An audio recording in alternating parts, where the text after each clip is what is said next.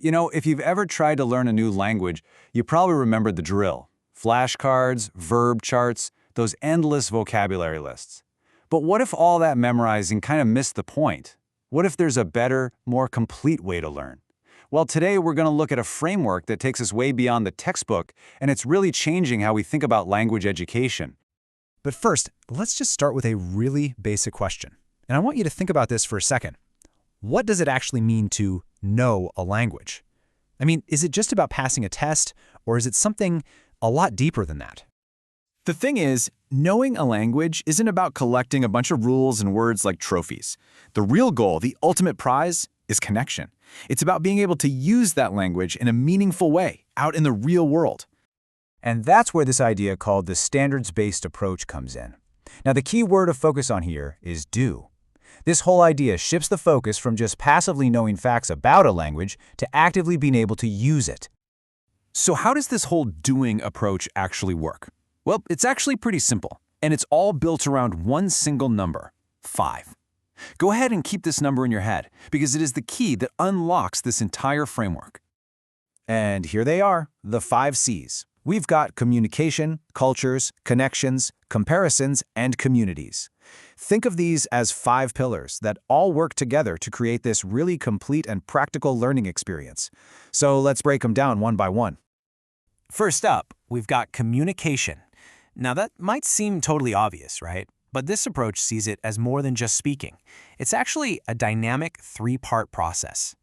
What's really cool is how this framework breaks down communication. It's not just one thing. You've got the interpersonal mode, the back and forth of a real chat. Then there's the interpretive mode, that's about understanding what you read or hear. And finally, you have the presentational mode, sharing your own ideas whether you're giving a speech or just writing an email. A real communicator has to master all 3. Okay, next up is the second C, and it builds right on top of the first one, culture. And listen, this is not about memorizing holidays and capital cities. This is about getting the deep context that gives a language its actual meaning. It's the why behind the what. So this framework looks at culture through 3 different lenses. First, perspectives, which are the values and big ideas of a group of people. Then you have practices, which are their patterns of social interactions. And finally, products, the actual things they create, from books to music to laws. When you get all 3 of those, you start to understand the why behind the words people use. All right, the next 2 C's, connections and comparisons. This is where we really start to broaden our horizons and see the bigger picture. Connections is all about breaking language out of its little box. It becomes a tool you can use to learn about other stuff, like history or science. So you're not just learning English, you're using English to learn about the world. And that leads us right into this really powerful idea of comparison. Because by studying another language and another culture, you can't help but hold a mirror up to your own. You start to see your own customs and even your own way of talking in a totally new light. So the amazing part is, you end up understanding both your world and their world so much better. Our final C is communities, and honestly, this is where everything comes together. This is all about making language learning a part of your life, not just something you do in a classroom. Yeah, the whole goal here is to push those learning experiences from the language classroom out into the real world. And in today's world, that community could be a local cultural group, or it could just be a global forum on the internet.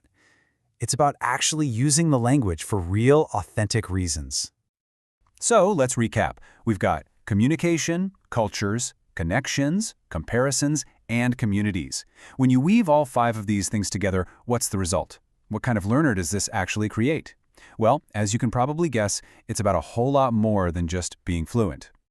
And this isn't just some loosey-goosey philosophy. It's a really structured system. It's designed to make sure you're making real, tangible progress. It does this by measuring 3 things. Content standards define what you need to know and be able to do. Performance standards track how you show that you can do it. And proficiency standards measure how well you're actually doing it. And just look at the skills this whole thing builds. These aren't just language skills, these are life skills. Things like critical thinking, problem solving, being able to see the big picture. I mean, this is exactly the kind of thinking that's absolutely essential in our world today. When it comes right down to it, all of this leads to one single thing: creating learners who know how to learn. The goal isn't just to fill a student's head with facts for a test. It's to give them the tools and, frankly, the passion to keep learning on their own, for the rest of their lives. And that leaves us with one final, pretty big thought. We've been talking about this whole framework for learning a language, but just imagine for a second. What if we applied these same 5 principles to every subject? What would education itself even look like then?